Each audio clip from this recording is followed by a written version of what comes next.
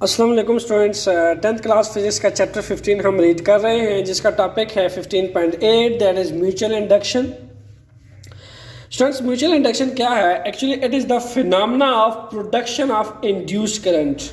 It is the phenomena of production of induced current in one coil due to change of current in a neighbouring coil is called mutual inductions. अब होता क्या है कि हम change of current करते हैं neighbour coil में, और जो करंट इंड्यूस होता है वो कॉइल बी में होता है। ठीक है, यानी production of current in one coil, current is produce actually in coil B, और जो चेंज इन करंट हो रहा है वो किस में हो रहा है? कॉइल ए के अंदर हो रहा है।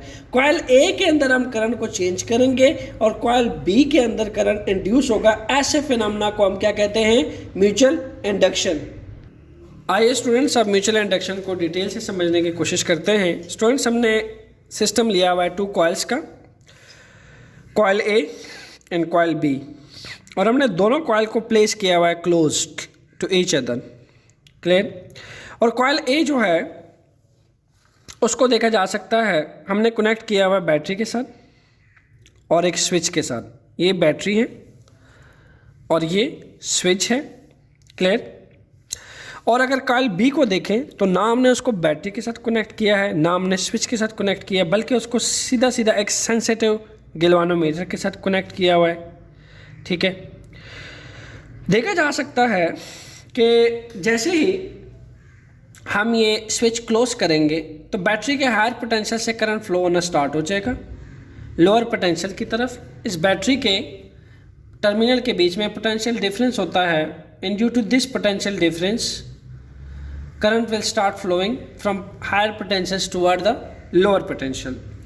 सो जब स्विच क्लोज करेंगे, ठीक है, तो हम देखेंगे एक मोमेंट्री सी डिफ्लेक्शन आ जाएगी इस गैल्वानोमीटर में। चूँकि गैल्वानोमीटर एक नीडल पे मुश्तमिल होता है, यहाँ पे 0 होता है, यहाँ पे 1 होता है, ठीक है, एंड यहाँ पे -1 होता है। गैल्वानोमीटर 2 तरह से अपने आप को अलाइन करता है।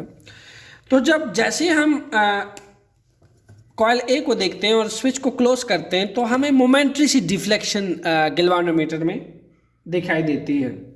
What is that actually? आइए इसको समझते हैं। अब स्टूडेंट्स, एक्चुअली होता क्या है कि जब एक करंट आई इस कॉइल में से पास करता है, चूँकि ये कॉपर कॉइल होती है, कॉपर कैरिंग कॉइल होती है, तो हमने एम्पेयर ने और ओस्टर ने हमें बताया था कि जब भी करंट आई किसी कंडक्टर में से पास करता है, ठीक है, actually this coil is act like a conductor, this is a conductor because current can pass through it. जब भी कोई करंट आई पास करता है किसी भी कंडक्टर में से, then it will behave like a magnet. This is the statement of ओस्टर एंड एम्पेयर। ठीक है, दोनों की स्टेटमेंट्स को यहाँ पे हम यूज़ करते हैं। तो यहाँ भी ऐसा ही होगा, जब स्विच को क्लोज करेंगे हम तो यहाँ से करंट आई पास करेगा इस कॉइल में से। जब इस कॉइल ए में से करंट आई पास करेगा then it will behave like a magnet. और स्टूडेंट, जब वो मैग्नेट की तरह बिहेव करेगा तो मैग्नेट की तो ये स्पेसिफिक प्रॉपर्टी है कि मैग्नेट्स के 2 पोल्स होते हैं, the one is north pole, the second one is south pole. अब हमेशा मैग्नेटिक प्रॉपर्टी है कि नॉर्थ पोल में से बहुत सारी मैग्नेटिक फील्ड लाइंस निकलती हैं, ठीक है, और साउथ पोल में जाके एंटर होती हैं, एनवर्ड जाती हैं। नॉर्थ पोल से आउटवर्ड निकलती हैं और साउथ पोल में एनवर्ड एंटर होती हैं। ठीक है, तो हमने ये ऑब्जर्व किया कि जब हम इस स्विच को ओपन करते हैं, इन दैट केस जो गैल्वानोमीटर की नीडल है ये -1 की तरफ अपने आप को अलाइन करती है। जब हम स्विच क्लोज करते हैं then this needle align itself into right direction. तो when switch is open it go to -1, when switch is close it go to 1। Clear? लेकिन जब हम स्विच को ओपन ही रखते हैं फिर क्लोज नहीं करते तो हम देखते हैं गैल्वानोमीटर की जो नीडल है वो अपने आप को हॉरिजॉन्टली अलाइन करती है, यानी 0 पे। स्टूडेंट्स, आइए आप इस फैक्ट को जानने की कोशिश करते हैं कि गैल्वानोमीटर क्यों 1 और -1 की तरफ अलाइन करती है अपने आप को जब हम स्विच को क्लोज करते हैं और जब ओपन करते हैं। होता क्या है कि जब ये मैग्नेट की तरफ बिहेव करता है और स्विच क्लोज किया जाता है तो maximum magnetic field lines pass करती हैं कॉइल बी में से। जब मैक्सिमम मैग्नेटिक फील्ड लाइन पास करती हैं फिर हम उसको ओपन करते हैं, फिर मिनिमम मैग्नेटिक फील्ड लाइन पास करती हैं, तो चेंज इन फ्लक्स, फैराडे ने क्या कहा था? Change in flux change in variation of magnetic field lines can induce EMF, induce current in the coil B. तो यहाँ पे हम लिख सकते हैं change या फिर variation in magnetic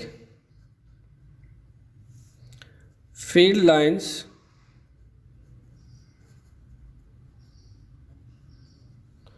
can induce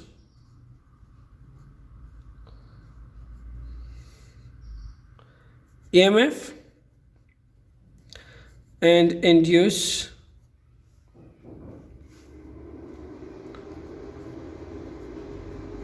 current and coil B.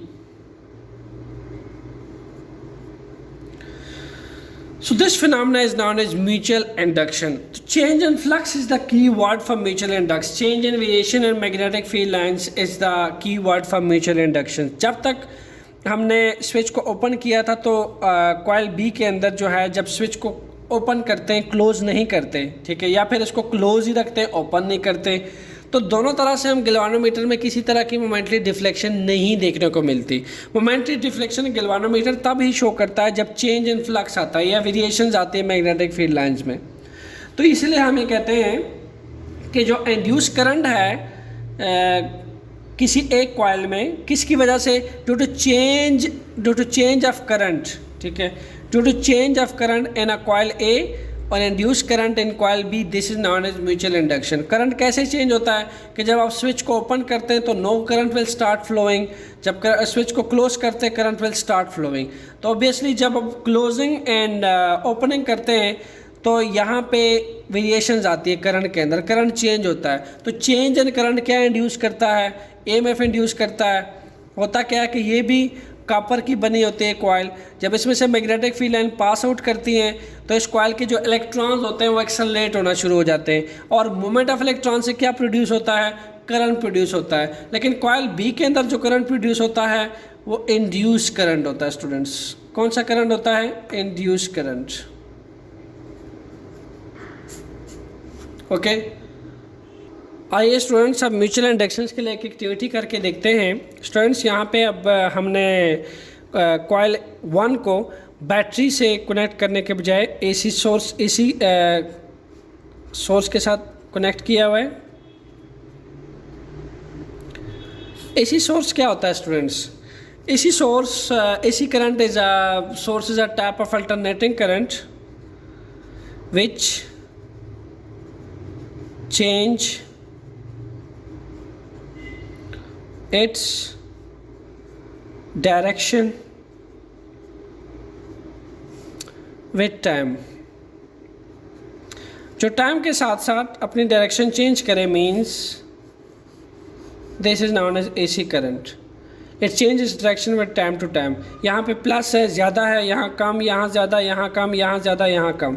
तो अगर आप Faraday law of electromagnetic inductions को देखें तो फैराडे कहता है कि change in flux, change in variations in a magnetic field lines can induce current in the second coil, in the neighbouring coil. यहाँ भी ऐसा ही किया कि हमने बजाय स्विच को क्लोज ओपन करने के, हम वहाँ भी करंट को चेंज कर रहे थे। स्विच को क्लोज ओपन करने से मकसद हमारा ये था कि जब स्विच को हम क्लोज करते हैं तो मैक्सिमम मैग्नेटिक फील्ड लाइन पास कर रही थी, जब ओपन करते हैं तो करंट का डायरेक्शन रिवर्स हो रहा था और मिनिमम मैग्नेटिक फील्ड लाइन पास कर रही थी।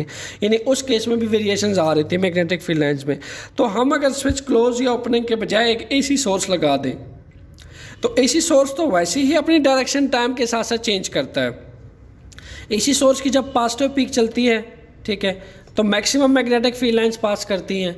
तो जब उसकी नेगेटिव पीक चलती है, लेट्स सपोज ये उसकी नेगेटिव पीक है, तो फिर मिनिमम मैग्नेटिक फील्ड लाइन पास करेंगे। यानी इस जब ये वाली पीक इसकी रन होगी, ठीक है, ये एग्जीक्यूट होगी तो ज़्यादा मैग्नेटिक फील्ड लाइन पास करेंगे। जब नेगेटिव पीक एग्जीक्यूट होगी तो कम मैग्नेटिक फील्ड लाइन पास करेंगे। तो इस केस में भी वेरिएशंस आ रही है। मैग्नेटिक फील्ड लाइन में फ्लक्स चेंज हो रहा है। इस क्रॉस सेक्शनल एरिया में से जो मैग्नेटिक फील्ड लाइन पास करेंगी, टाइम के साथ साथ हर एक सेकंड के बाद फ्लक्स चेंज होगा, वेरिएशन आएगी मैग्नेटिक फील्ड लाइंस में। तो फैराडे ने यही हमें कहा था कि change in flux can induce EMF, induce current in the neighbour coil. तो म्यूचुअल इंडक्शन में भी फैराडे थॉट्स को, फैराडे स्टेटमेंट को हम यूज़ करते हैं।